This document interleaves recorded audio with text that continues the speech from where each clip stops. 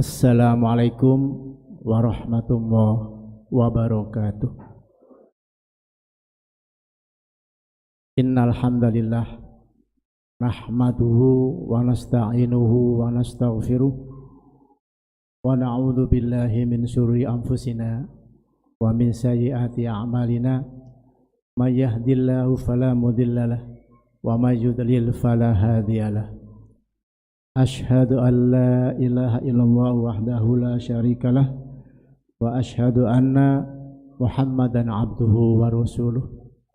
Allahumma shalli ala Muhammad wa ala alihi wa ashabihi ajma'in. Qala Allah ta'ala fi kitabil karim wasta'inu bis sabri was salah wa innaha lakabiratun illa 'alal khashi'in alladzina yadhunnuna annahum mulaqu rabbihim wa annahum ilaihi raji'un. Hadirin Bapak Ibu jamaah salat Isya dan tarawih Masjid Al-Huda rahimakumullah, kita bersyukur pada Allah Subhanahu wa taala karena kita masih diberikan Allah kesempatan untuk bertemu dengan Ramadan pada tahun ini, dan juga kita masih diberi Allah kemampuan untuk melaksanakan qiyamul lail pada hari ini. Semoga puasa kita, qiyam kita selama 11 hari atau 12 hari ini diterima oleh Allah Subhanahu wa taala. Amin ya rabbal alamin. Jamaah sekalian, materi yang diamanahkan kepada saya cukup berat, ya. Cukup berat karena materi inilah yang nanti pertama kali dihisab oleh Allah Subhanahu wa taala. Batasan antara seseorang itu muslim atau kafir, ya ini salat ini. Sama sekalian, hampir 40 tahun sejak tahun 83 saya mendalami masalah ini, belajar tentang khusyuk fi shalah, bagaimana supaya salat kita itu khusyuk. Sampai hari ini pun masih belajar kepada guru kami di Jakarta, dan hasilnya ya kadang kalah kadang menang. Kadang sholat itu benar-benar khusyuk, kadang juga mungkin separuhnya, mungkin hanya akhirnya yang khusyuk. Karena begitu beratnya tentang sholat ini jamaah sekalian. Makanya Allah menyampaikan nanti yang paling pertama dihisab di hari kiamat adalah sholat ini. Bila sholatnya baik, insya Allah semuanya baik. Dosa-dosa kecil yang lain diabaikan oleh Allah Subhanahu wa taala. Yang penting sholatnya baik. Baik secara kualitas juga masalah kuantitas. Bila sholatnya ada yang tidak khusyuk, ada yang tidak benar, kata Allah periksa bagaimana sholat sunnahnya, bagaimana tarawehnya, tahajudnya, duhanya, rawatibnya bagaimana. Inilah pentingnya sholat sunnah juga jamaah sekalian. Kuantitas ini juga perlu kita jaga supaya manakala yang wajib ini ada yang kecolongan bisa dipenuhi, bisa disempurnakan dengan sholat-sholat sunnah. Jamaah sekalian, Al-Baqarah 45-46 ini surat yang sangat mendasar ya tentang sholat. Wasta'inu bis sabri was shalah wa innaha lakabiratun illa 'alal khashi'in. Jadikanlah sabar dan salat sebagai penolongmu. Sabar dan salat. Dan sesungguhnya yang demikian itu sungguh berat kecuali bagi orang-orang yang khusyuk. Jamaah sekalian, sabar dan sholat kenapa disandingkan oleh Allah Subhanahu wa Ta'ala? Karena sabar, sholat itu juga perlu kesabaran, jamaah sekalian. Perlu kesabaran. Saat pelaksanaan dari rumah Pak Rosadi ke masjid ini walaupun dekat, kalau nggak sabar nggak akan ke masjid. Walaupun jauh rumahnya di Cofa sana, karena panggilan tugas dia datang ke sini, sabar. Perlu kesabaran jamaah sekalian. Dan dalam pelaksanaan pun harus sabar. Bagaimana takbiratul ihramnya, ya, rukuknya, sujudnya, i'tidalnya, perlu kesabaran. Ya. Dan itu namanya tumakninah, jamaah sekalian. Banyak sekali orang sholat seperti kayak burung bangau itu ya, nyucuk ya, banyak. Itulah yang disebut Rasulullah penipu. Penipu yang paling dahsyat adalah orang yang sholat tapi tidak sholat, tidak memenuhi rukun sahnya sholat. Tumakninah itu faktor fisik, fisiknya yang zahirnya, yang kelihatan. Bagaimana dengan batinnya? Karena sungguh tanpa ada kekhusyuan, nun sewu,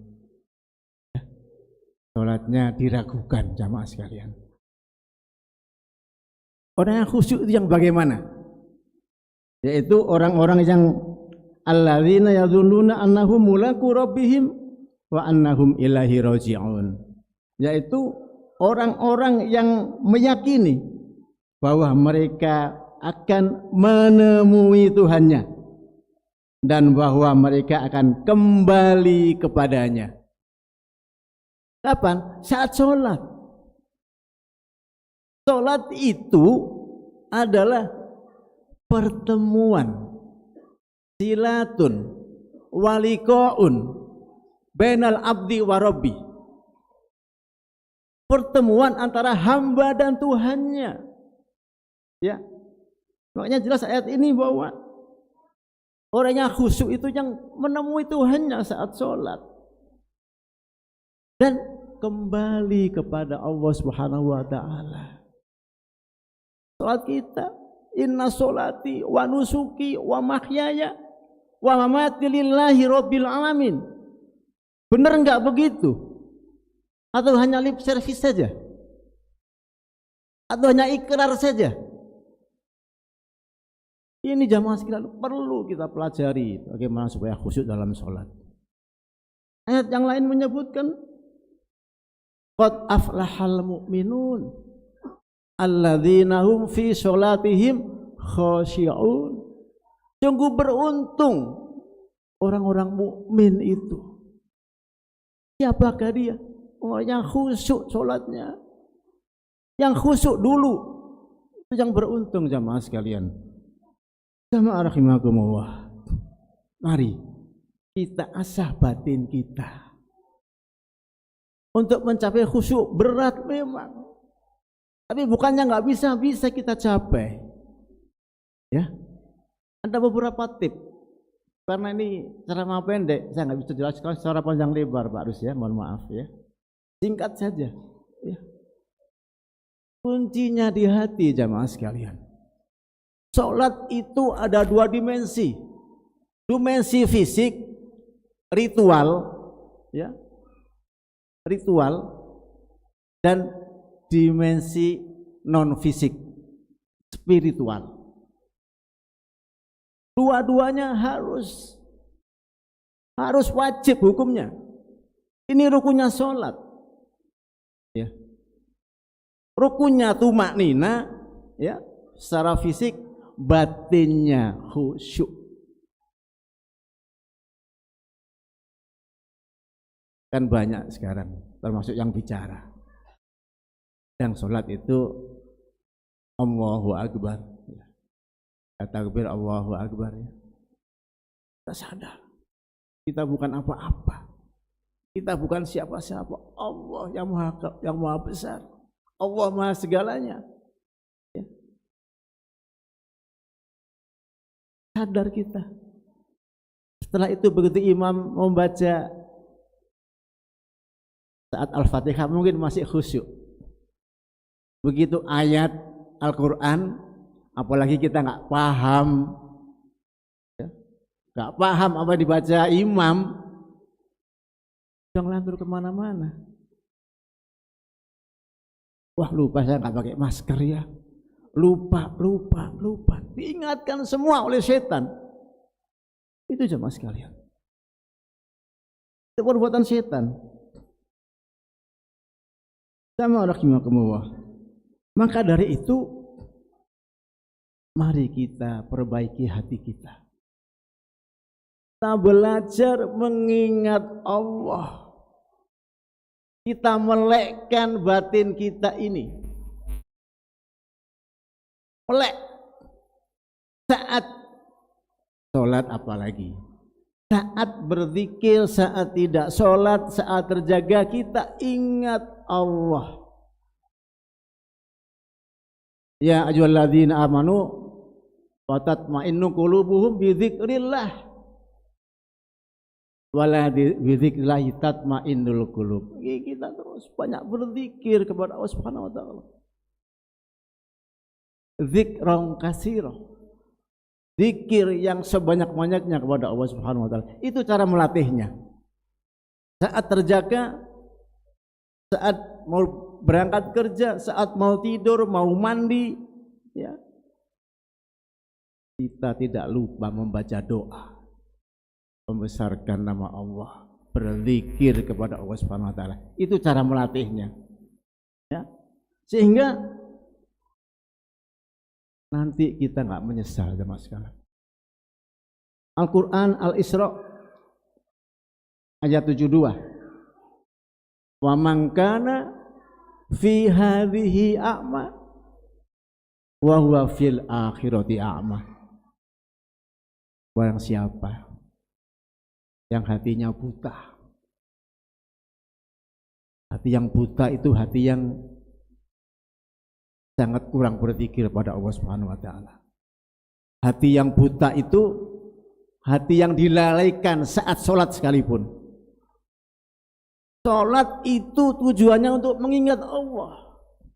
Innani anallah la ilaha illa ana fa'budni aqimis sholata li dzikri. Itu firman Allah. Aku ini Allah, kata Allah. Sembahlah aku. Kerjakanlah, tegakkanlah sholat untuk mengingat aku, kata Allah. Sementara awake dhewe sholatnya banyak lupa nggih. Lupa dengan yang kita sembah. Lupa dengan Allah yang kita sembah. Ya, ini sholat yang lalai jamaah sekalian. Siapa yang buta mata hatinya di dunia ini nanti dibangkitkan oleh Allah dalam keadaan buta. Buta matanya nanti di sana. Na'udzubillah min dzalik. Jamaah sekalian, lihat khusyuk dalam sholat. Yang pertama, kita harus paham ilmunya. Nomor satu, paham ilmu sholat, paham syarat rukunnya, ya, itu yang pertama. Kemudian yang nomor dua, sempurnakan wudhu. Sempurnakan wudu. Karena wudu itu kuncinya sholat. Wudunya nggak sah, sholatnya nggak sah.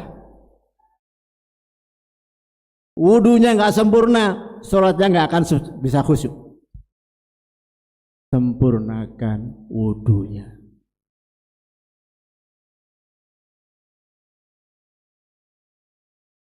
Saat kita membaca wudu, ya, mau wudu, niat dalam hati dulu, ya. Kita sempurnakan sunnah wudunya apa? Basuh tangan dulu yang bersih, ya. Kemudian kumur sambil ke hidung, basuh muka, tangan dengan sempurna, basuh kepala sekaligus telinga dengan sempurna, kaki dengan sempurna, selesai. Itu fisiknya. Bagaimana dengan batinnya? Pahamkah kita apa fungsi wudhu itu? Apa fungsi membasuh muka? Ya, membasuh tangan, membasuh kepala, telinga, apa fungsinya? Sekedar wudhu gitu aja? Disadari jamaah sekalian, wudhu ini begitu pentingnya.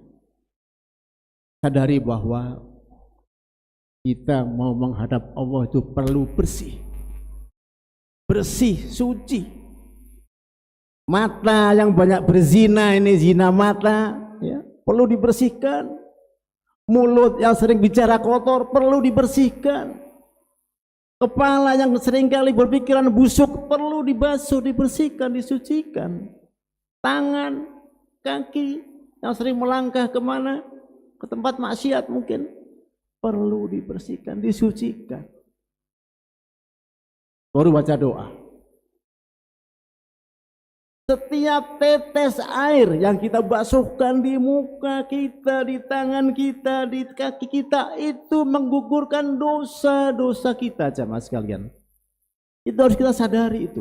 Kita pahami. Baru sholat. Ya. Ya. Pahami ilmu tentang sholat. Kemudian pahami semua bacaan sholat. Pahami. Untuk belajar tidak apa-apa. Saat membaca Alhamdulillahi Rabbil Alamin, batin kita mengatakan segala puji bagi Allah, Tuhan seluruh sekalian alam, dan seterusnya. Ihdinas siratal mustaqim, tunjuki kami jalan yang lurus ya Rabb. Sadar enggak kita dengan apa yang kita baca?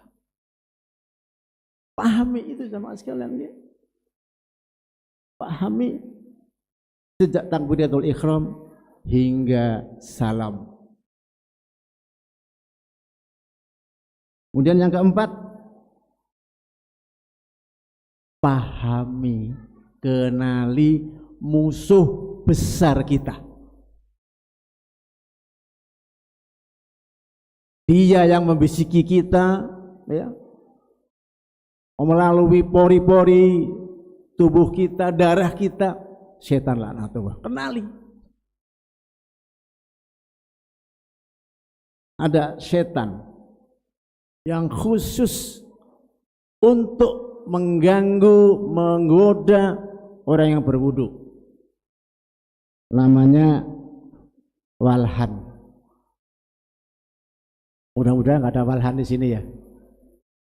Ya, walhan, setan yang khusus mengganggu wudu, melupakan orang berwudu dari mengingat Allah. Ya, membisikkan was-was saat berwudu. Saat wudu terasa kentut, ya mungkin ya mau sholat terasa ada angin keluar, padahal tidak. Itu perbuatan setan itu. Ini wulahan ini. Ada setan khusus yang mengganggu saat sholat. Siapa namanya? Hanzab. Saya nggak bawa duit ya, 100.000. Hanzab atau khinzib, setan yang khusus mengganggu sholat kita. Ya ini yang menjadikan kita lupa apa yang kita baca. Ya. Kadang-kadang sampai lupa berapa rakaat yang kita lakukan. Nggih mboten? Ini perbuatan khanzab ini. Dan sebenarnya itu bisa kita hindari. Setan yang mengganggu kita itu bisa kita hindari. Caranya apa? Zikrullah. Ingat pada Allah. Setan itu api, setan itu kegelapan, Allah itu cahaya.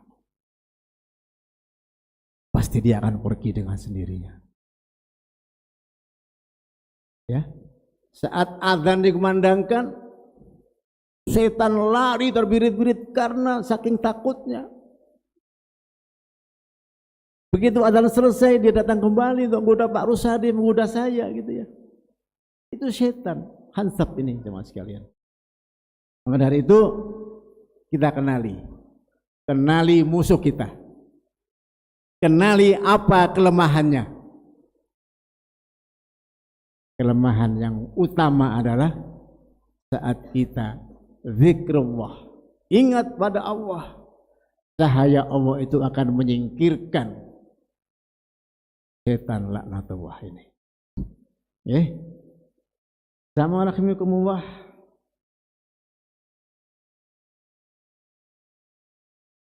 Dalam urusan dunia pun sama. Kita akan mampu mengalahkan kompetitor, musuh kita. Dalam bisnis misalkan, ya kita harus menguasai bisnis kita ya tentunya ya.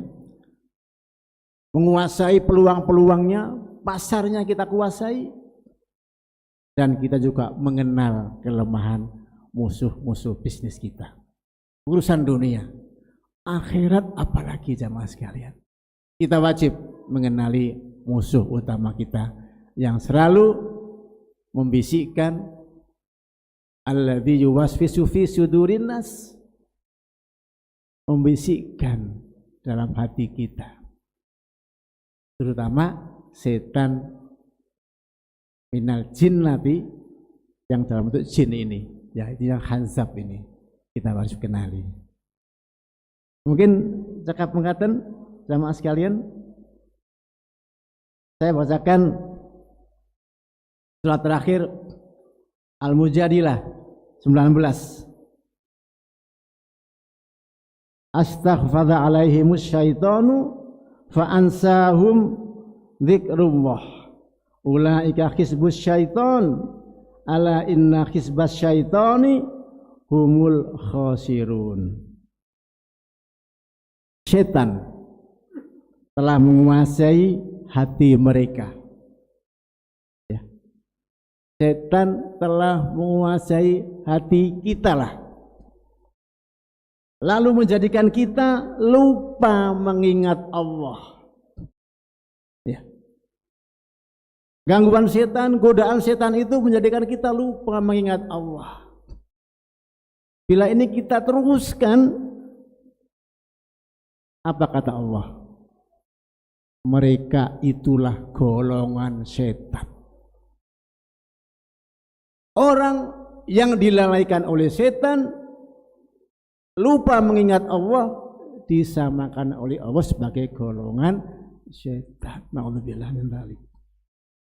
Ketahuilah bahwa sesungguhnya golongan setan itulah golongan yang merugi.